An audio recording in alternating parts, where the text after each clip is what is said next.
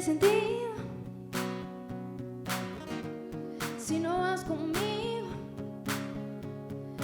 No hay nadie más para mí.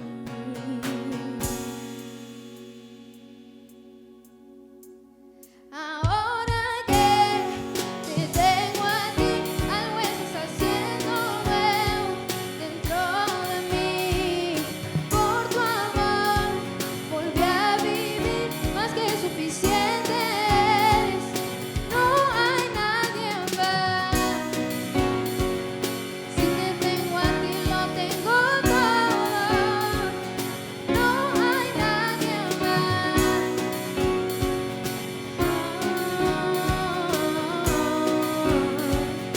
No hay nadie más. Señor, gracias por ser tan bueno con nosotros, aunque no lo merezcamos. Te pido para que todos los días tengamos sed y hambre de tu palabra, Señor. Queremos hacer tu voluntad.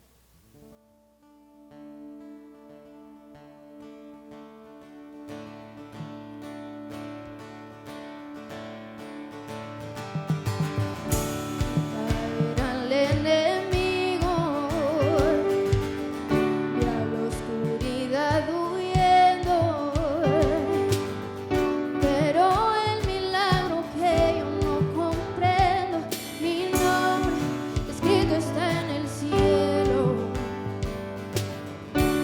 Señales y prodigios, su poder he recibido. Pero el milagro que yo no comprendo, mi nombre escrito está en el cielo. Por siempre mi adoración te entrego. Este es mi testimonio de salvación. Su amor cambió mi historia, me perdonó. Por medio de la cruz me justificó. Este es mi testimonio, este es mi testimonio.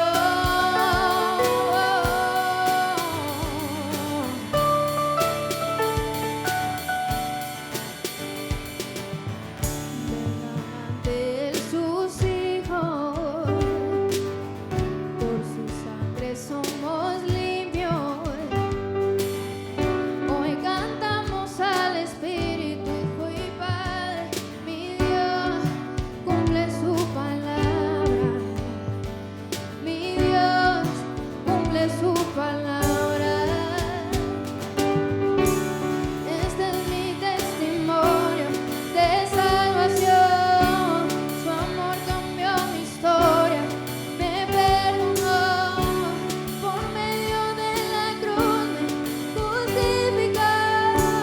Este es mi testimonio, este es mi testimonio.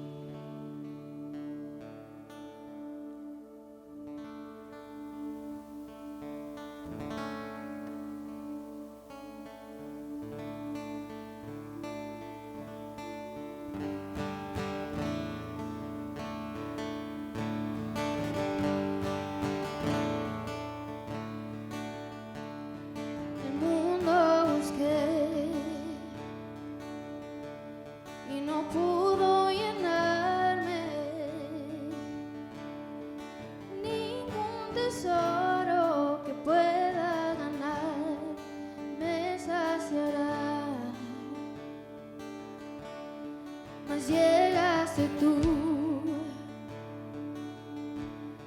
Me diste vida nueva y cada deseo se cumplirá aquí en tu amor. Oh, no hay nada, nada mejor, no hay nada, nada mejor, no hay nada, nada mejor que mi Dios.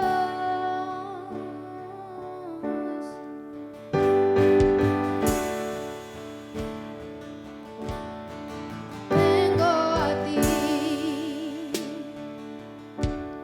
sin miedo y sin reservas. Cada fracaso has visto, Señor, y en tu amigo soy. Porque el Dios de los montes es el Dios de los valles. No hay lugar que me pueda alejar de tu gracia y amor. Oh, no hay nada, nada mejor, no hay nada, nada mejor, no hay nada, nada mejor que mi Dios. Oh, no hay nada, nada mejor, no hay nada, nada mejor, no hay nada, nada mejor que mi Dios.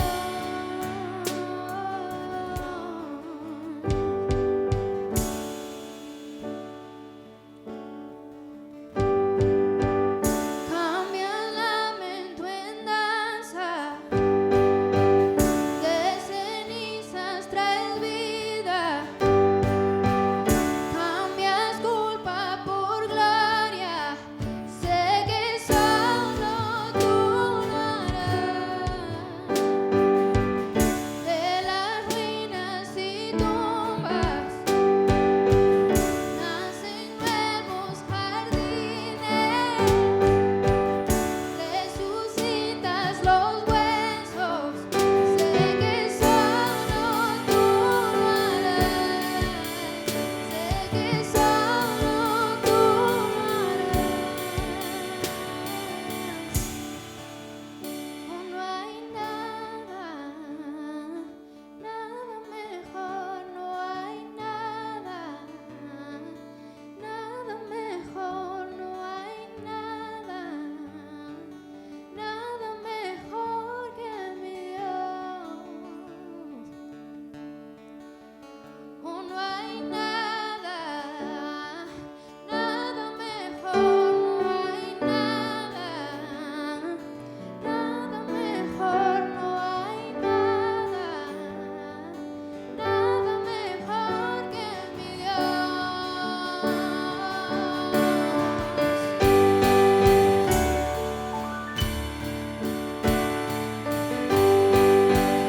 Cambia el lamento en danza, de cenizas traes vida, cambias culpa por gloria, sé que solo tú lo harás. De las ruinas y tumbas nacen nuevos jardines, resucitas los huesos, sé que solo tú lo harás, sé que solo tú lo harás, sé que solo tú lo harás, sé que solo tú lo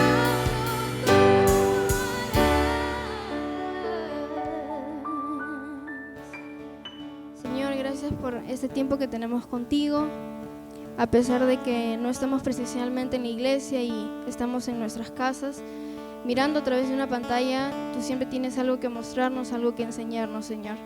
Te pido por esta alabanza, por esta enseñanza, que pueda tocar muchos corazones. En el nombre de Jesús, amén. A continuación, los anuncios.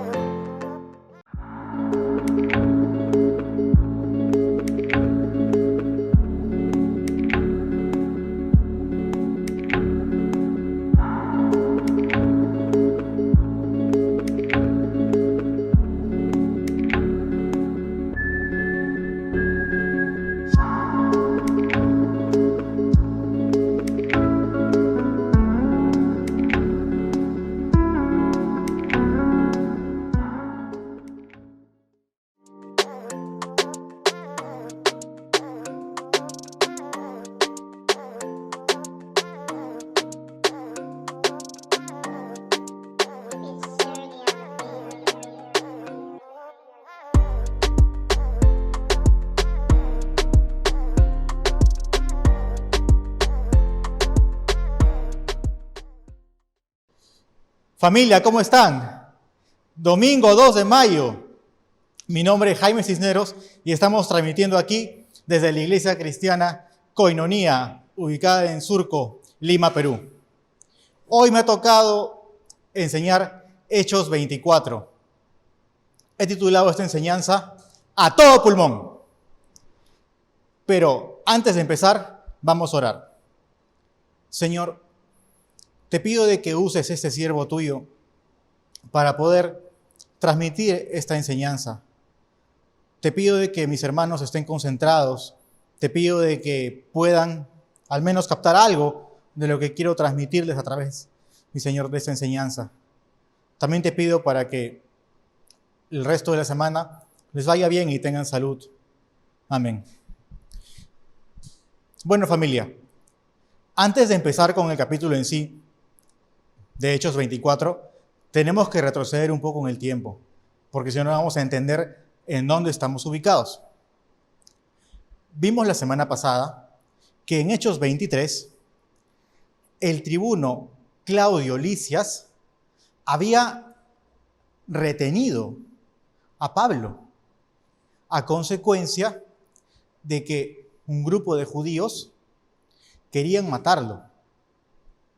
Cabe precisar de que él, al interrogar a Pablo, él no había encontrado culpabilidad en él.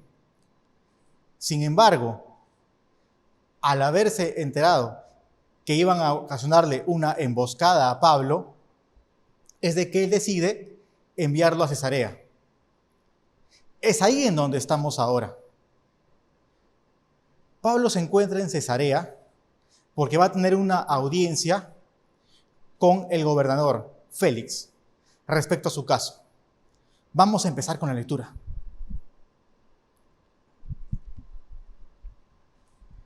Versículo 1. 5 días después, llegó el sumo sacerdote Ananías con algunos de los ancianos y un orador llamado Tértulo, y se presentaron ante el gobernador para acusar a Pablo. Versículo 2. Cuando llamaron a Pablo, Tértulo comenzó su acusación de la siguiente manera: Excelentísimo Félix, gracias a ti gozamos de paz, y por tu prudencia y buen gobierno, el pueblo tiene muchas cosas buenas. Esto lo percibimos en muchos lugares y estamos muy agradecidos. Como no queremos molestarte más, te ruego que nos oigas un momento y que juzgues conforme a tu equidad. Tenemos acá inicialmente unos personajes. Por la parte acusadora tenemos a Ananías, quien era, si recuerdan la semana anterior que explicaron, era el sumo sacerdote, quien en una primera defensa de Pablo, él ordena que le golpeen en la boca. Y él está ahí, también está el grupo de ancianos y está el orador Tértulo. El orador Tértulo va a ser la persona quien se encargue de exponer esta acusación en contra de Pablo. ¿A qué me refiero con exponer la acusación? Me refiero a de que él se va a encargar de explicar al gobernador Félix cuáles son los hechos por los cuales se le está acusando a Pablo y por lo cual él merece ser declarado culpable. Vamos a continuar con la lectura.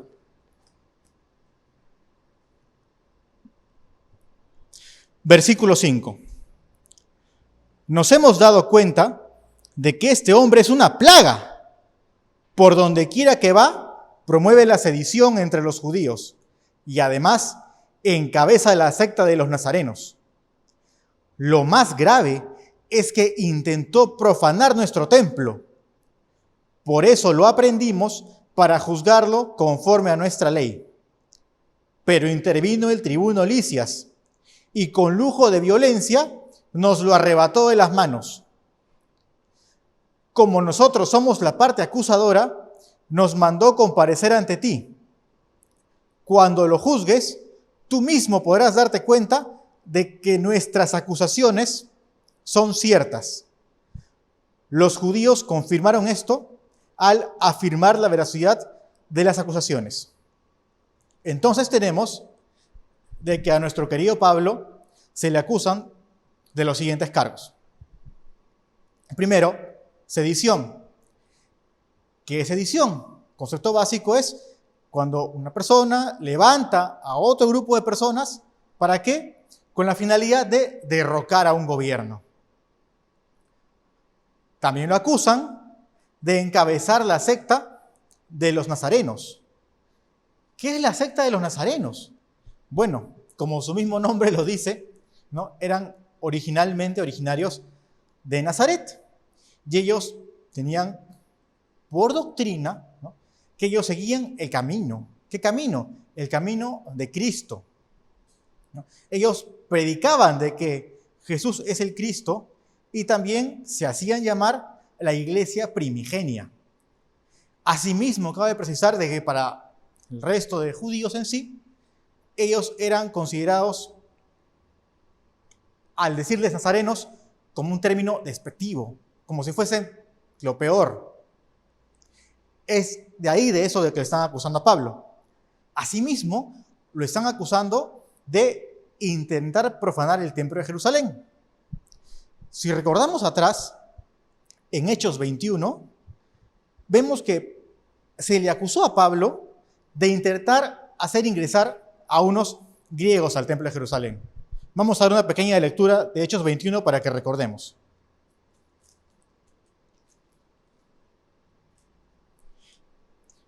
Hechos 21, versículo 27 al 31. Cuando estaban por cumplirse los 7 días, unos judíos de la provincia de Asia lo vieron en el templo, así que alborotaron a toda la multitud y lo aprendieron. Al tiempo que gritaban: «Varones israelitas, vengan a ayudarnos. Este es el hombre que por todas partes anda esparciendo sus enseñanzas en contra del pueblo, de la ley y de este lugar. Y no solo eso, sino que ha metido a unos griegos en el templo, con lo que ha profanado este santo lugar». Y es que en la ciudad ya habían visto a Pablo con Trófimo, el de Éfeso, y pensaban que Pablo lo había metido en el templo. Así que había mucha inquietud en toda la ciudad.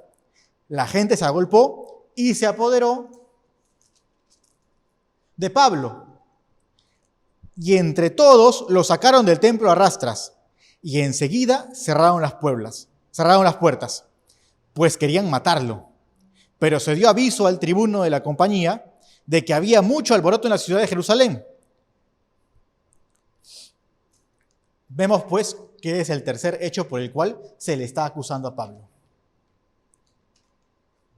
Vamos ahora a ver, mis hermanos, cómo es que responde Pablo.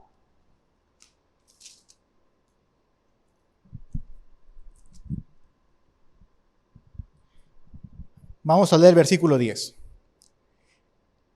El gobernador hizo entonces a Pablo una señal para que hablara, Y este dijo: yo sé que llevas muchos años impartiendo justicia en esta nación, así que con mucho gusto me defenderé. Versículo 11. Como podrás comprobar, no hace más de 12 días que fui a adorar a Jerusalén. Versículo 12. Nadie me vio discutir con ninguno, ni subyugar a la multitud en el templo, ni en las sinagogas, ni en la ciudad. Versículo 13. Las cosas por las que me acusan no te las pueden probar. Todo esto nos lleva a la primera idea del día, familia, la cual es: un alegato sin fundamento no es una prueba concluyente. ¿A qué me refiero? A que Félix, al momento de que él hace su alegato, al momento de que él expone la acusación en contra de Pablo, él empieza halagando a Félix.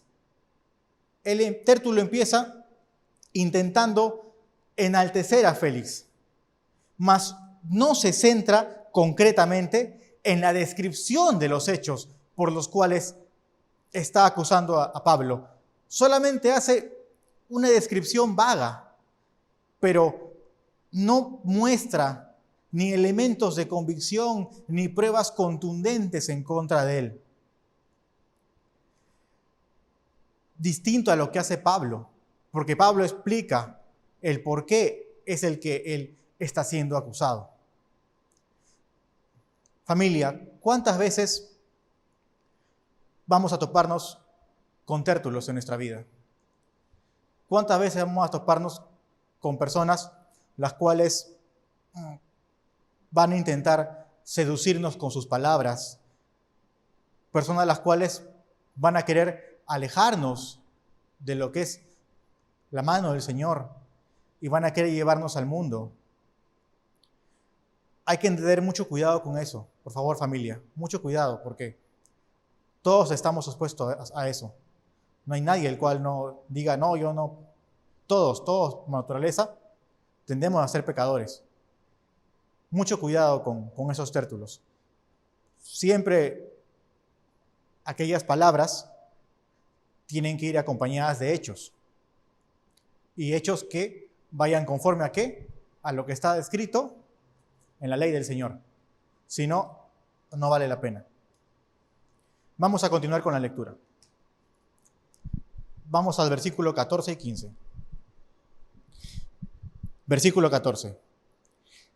Sin embargo, una cosa debo de confesar, y es que sirvo al Dios de mis padres de acuerdo con el camino que ellos llaman herejía.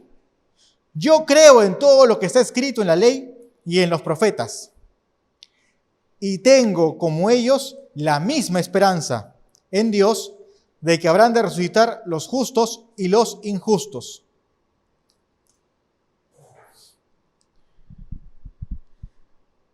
¿Se imaginan a Pablo al momento de mencionar lo que está aquí en el versículo 14? Yo me lo imagino a Pablo gritando a todo pulmón, gritando y diciendo: una cosa debo de confesar, y es que sirvo al Dios de mis padres de acuerdo con el camino que ellos llaman herejía. Y esto, familia, nos va a llevar a la segunda idea del día, la cual es: entre la ley de Dios y la ley del hombre, la primera es la que debe prevalecer. Me explico. Hace un tiempo, en mis labores como abogado, tuve la oportunidad de ser invitado por un amigo a hablar acerca de la unión de hecho y defenderla. ¿Qué es la unión de hecho? Ojo, no confundamos unión de hecho con unión civil, por favor.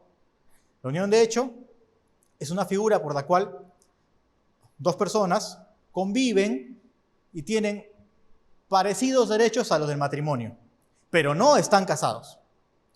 Entonces, esta persona me decía: ayúdame a fundamentar el por qué la unión de hecho es una figura correcta, es una figura la cual no tiene nada de malo. Yo, en mi calidad de cristiano, yo no podía hacer eso, porque sabemos muy bien de que para tener ciertos privilegios que hay en el matrimonio, tenemos que antes de estar casados. Eso de la unión, de hecho, no vale. Y es así, amigos, que muchas veces en nuestras vidas vamos a tener ese tipo de conflictos, en los cuales nuestra fe, nuestra creencia va a ser probada.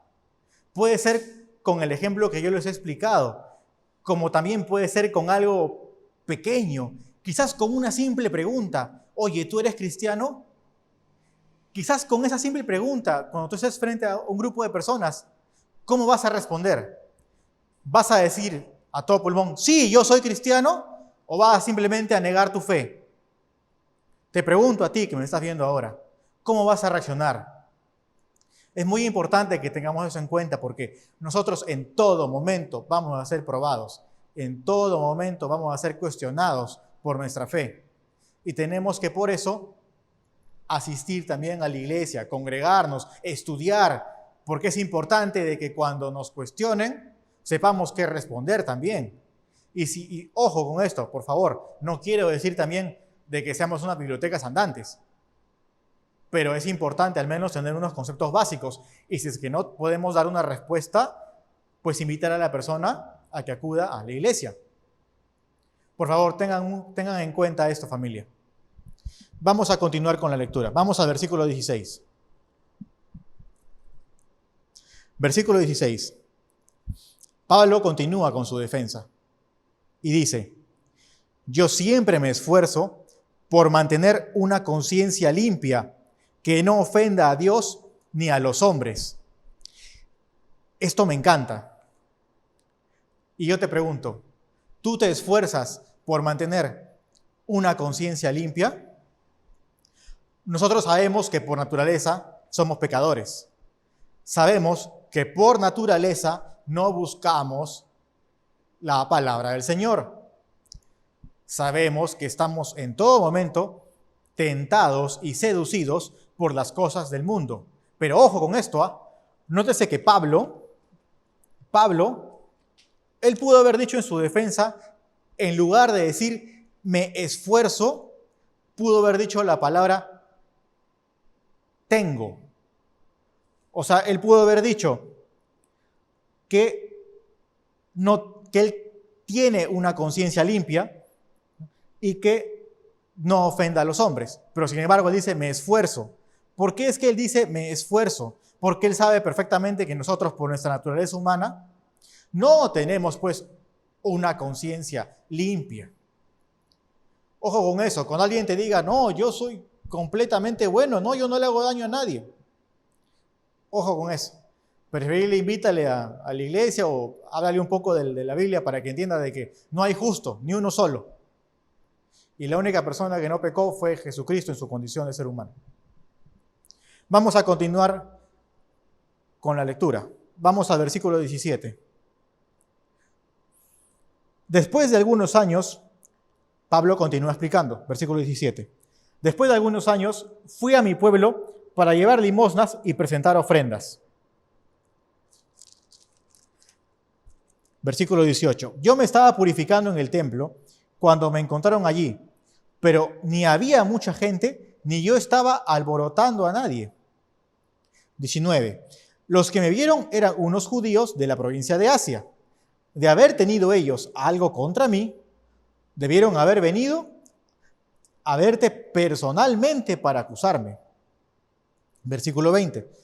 De lo contrario, que digan los aquí presentes si cuando me presenté en el concilio me vieron cometer algún delito. Versículo 21.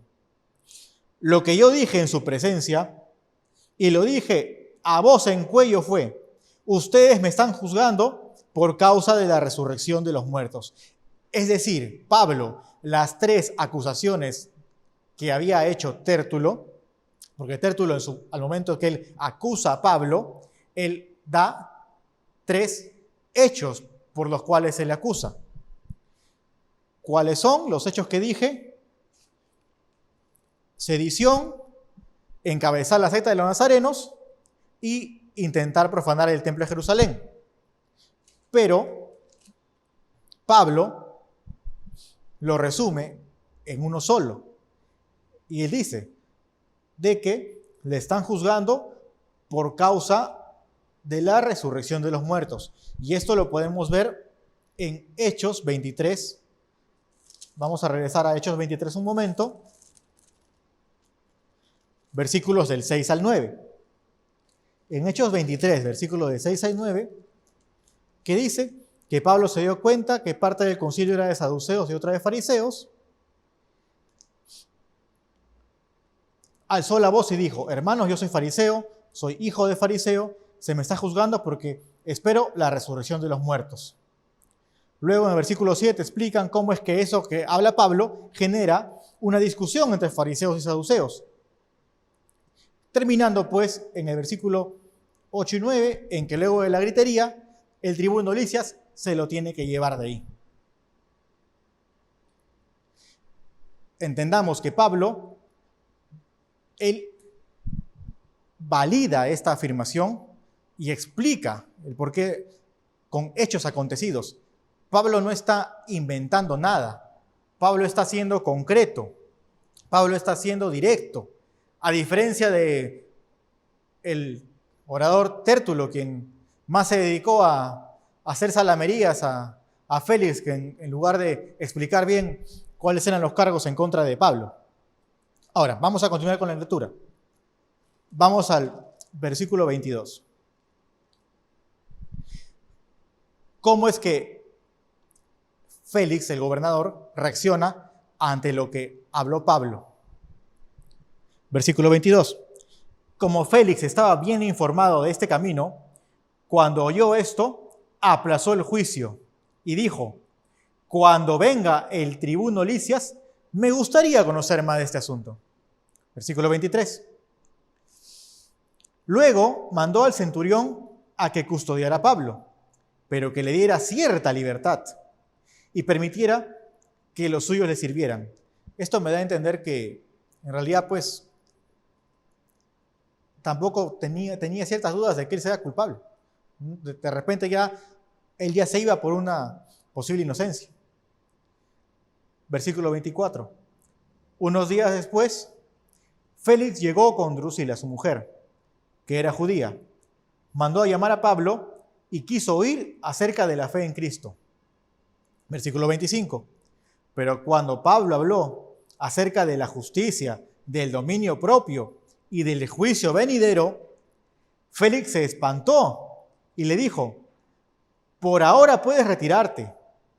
En su momento volveré a llamarte. Versículo 26. Y es que además Félix esperaba que Pablo le ofreciera dinero para soltarlo.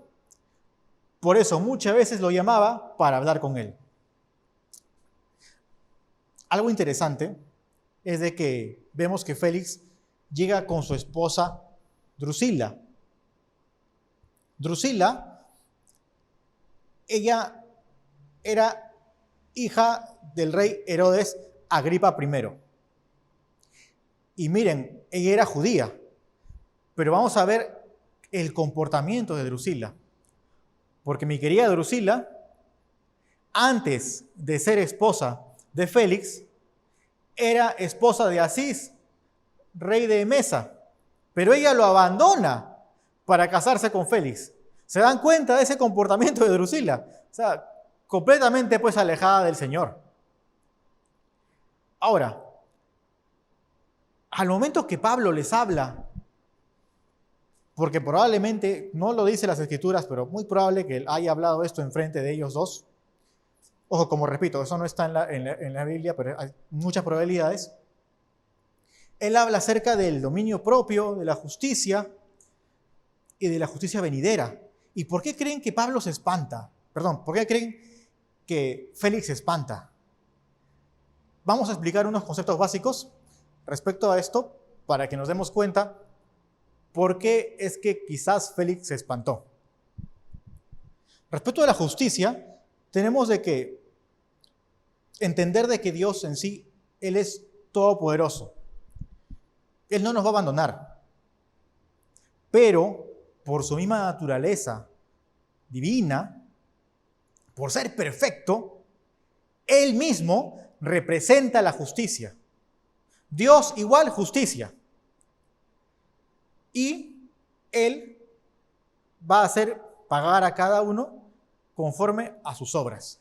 Esto lo vemos en Romanos 6:13. Vamos un momento ahí para leerlo.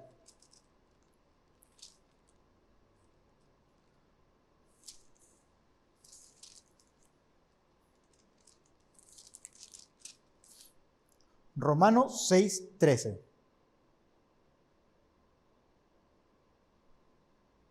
No, perdón, Romanos del 6.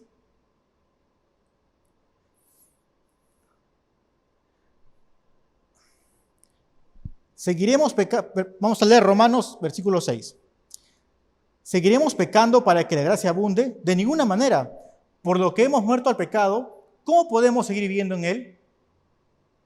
¿No saben ustedes que todos los que fuimos bautizados en Cristo Jesús fuimos bautizados en su muerte? Porque para el bautismo fuimos sepultados con Él en su muerte, para que así Cristo resucitó de los muertos por la gloria del Padre, y así nosotros vivamos una vida nueva. Versículo 8. Así que, si morimos con Cristo, creemos que también viviremos en Él. Versículo 9. Sabemos que Cristo resucitó y que no volverá a morir, pues la muerte ya no tiene poder sobre Él. Versículo 10, porque en cuanto a su muerte, murió el pecado de una vez y para siempre, pero en cuanto a su vida, vive para Dios.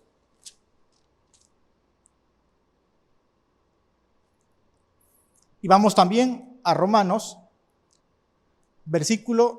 capítulo 8, vamos a leer del 1 al 6. Por tanto, no hay ninguna condenación para los que están unidos a Cristo Jesús, los que no andan conforme a la carne, sino conforme al Espíritu. Porque la ley del Espíritu de vida en Cristo Jesús me ha librado de la ley del pecado y de la muerte. Porque Dios ha hecho lo que para la ley era imposible hacer. Debido a que era débil por su naturaleza pecaminosa, por causa del pecado, envió a su Hijo en una condición semejante a la del hombre, pecador, y de esa manera condenó al pecado en la carne, para que la justicia de la ley se cumpliera en nosotros, que no seguimos los pasos de nuestra carne, sino los del Espíritu. Porque los que siguen los pasos de la carne fijan su atención en lo que es de la carne, pero los que son del Espíritu la fijan en lo que es del Espíritu. Porque el ocuparse de la carne es muerte, pero el ocuparse del Espíritu es vida y paz. Entonces, tenemos un concepto básico de lo que viene a ser la justicia de Cristo. Vamos a ver ahora el siguiente concepto, que es el dominio propio. ¿A qué se refiere el dominio propio? Se refiere a ese control que nosotros ejercemos para abstenernos, para evitar de cometer actos pecaminosos que queremos hacer.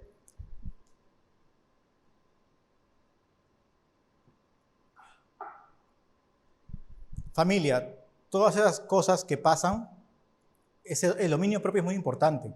Y tenemos que aprender también a que todas esas cargas, todos esos pensamientos, todo eso, tenemos que dejar esas cargas a Dios, que Él se encargue, no nosotros. Y si tú sigues con problemas, ves que no puedes, también es importante de que acudas a tus pastores. Es importante de que acudas a un hermano, grupos de hermanos para que te ayuden en oración. Porque es muy complicado hacer esto solo. Es más, es tan complicado que lo más probable es de que no lo logres y vas a caer tentado. Vas a caer en pecado. Lo importante siempre es hablar. Si tú no hablas, los hermanos no van a poder ayudarte. Si tú no hablas, no hay manera en la cual tú vas a poder hacer saber a los demás los problemas que tienes. Ojo con esto. Ahora, vamos con el tercer punto, por el cual Pablo explicaba a Félix. Juicio venidero. ¿A qué se refiere el juicio venidero? Se refiere que cuando nosotros comparezcamos ante el tribunal del Señor, tanto justos como impíos, ¿no?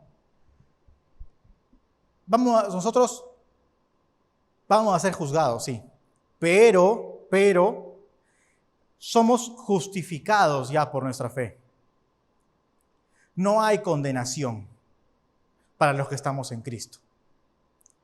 Esos son los 3 conceptos básicos por lo cual Pablo explica a Félix y por lo que Félix se queda espantado. Porque si se dan cuenta, Félix en sí no llevaba una vida, pues, libre de pecado, no llevaba una vida en la cual sea conforme a la voluntad del Señor.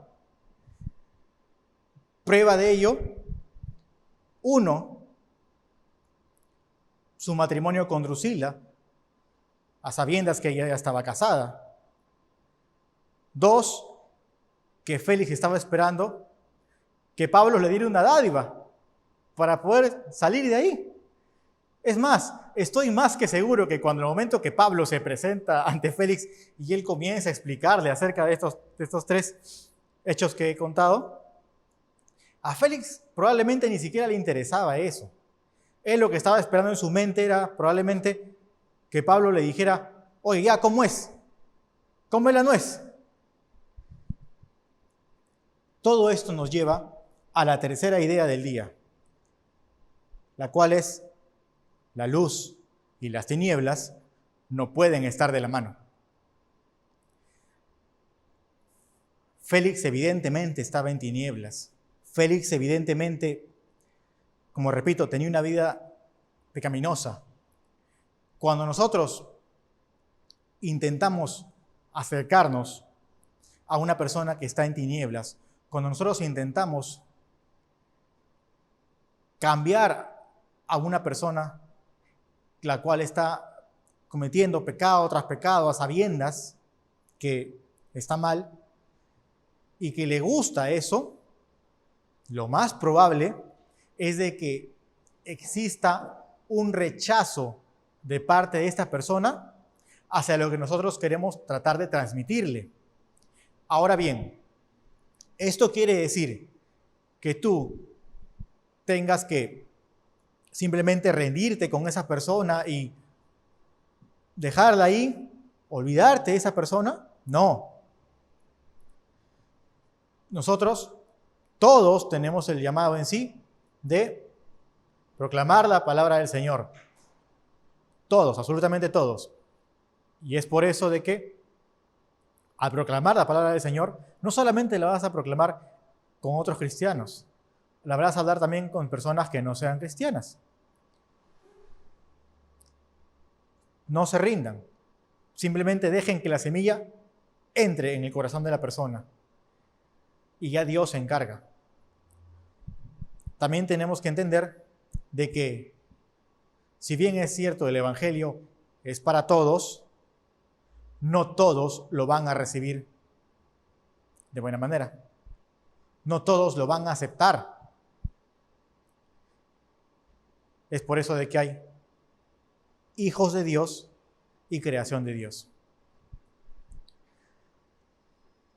Todo esto me lleva a que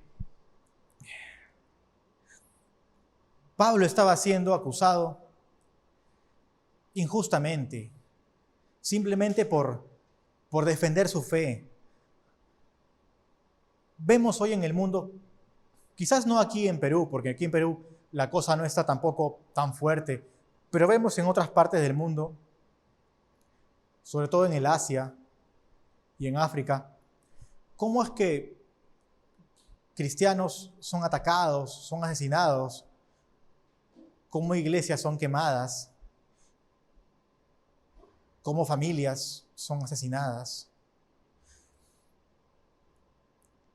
Y a veces no sé si en sí será que nosotros quizás tengamos el privilegio, ¿no?, de estar aquí, pero tenemos que orar mucho por esas personas que están afuera y que a causa de la defensa de su fe están pasando todo eso.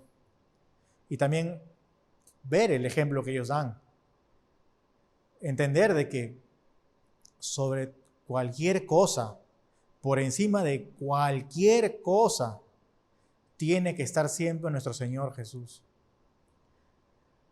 No podemos nosotros dar pie al pecado. No podemos dar cabida a irnos al mundo. Vamos a leer el versículo 27.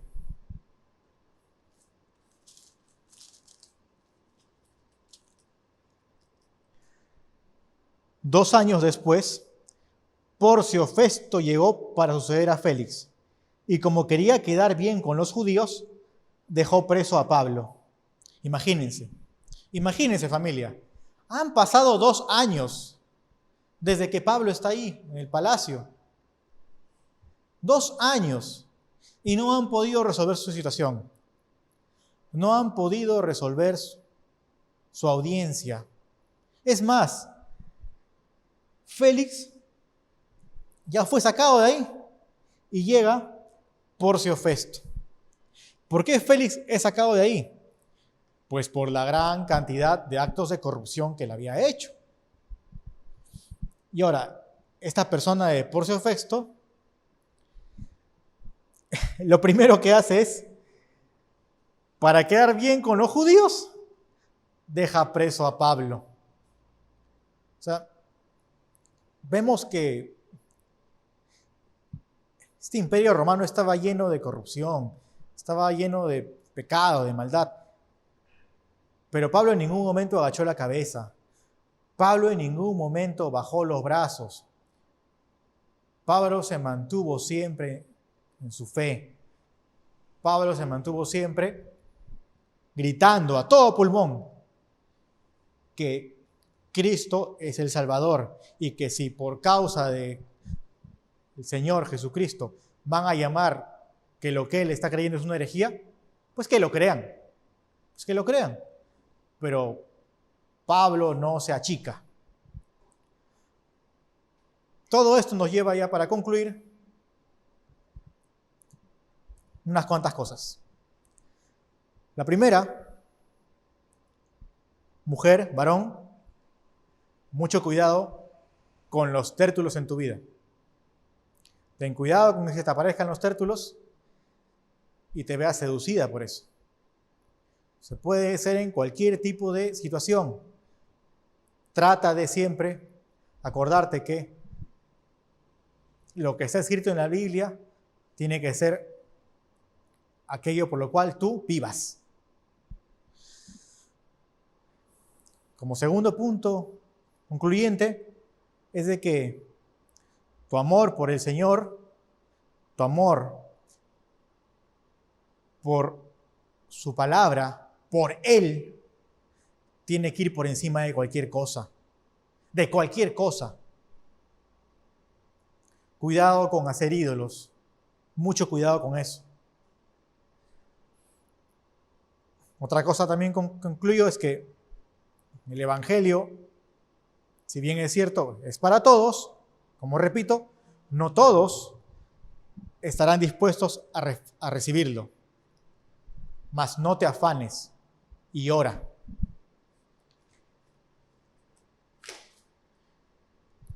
Y como último punto es de que van a llegar momentos en donde tu fe va a ser probada. Hay que mantener el enfoque, como explicó Marco hace unas semanas. Mantén el enfoque. Y siempre ten en cuenta de que si mantienes el enfoque, ¿no?, vas a estar también preparado para poder defender tu fe. Bueno, familia, espero que les haya servido de algo lo que he querido hoy día transmitirles. Que tengan un hermoso domingo, pásenlo bonito. Nos vemos.